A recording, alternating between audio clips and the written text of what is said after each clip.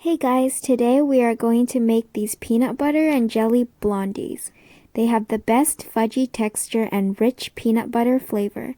They are topped with this blueberry chia jam. The recipe is on my TikTok. These are also vegan, gluten-free, and made with good-for-you ingredients. Please like and subscribe and follow me on social media.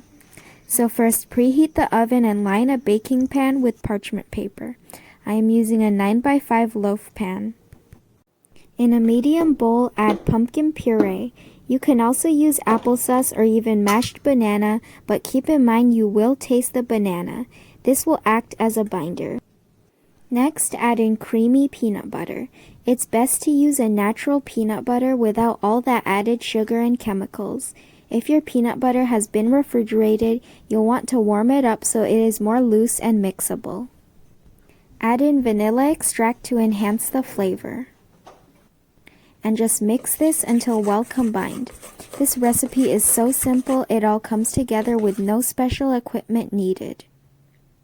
In a separate small bowl, add in oat flour. Refer to this video on how to make your own oat flour. Add in baking soda for some lift, and salt to balance out the sweetness. Next, add in granulated sweeteners of choice.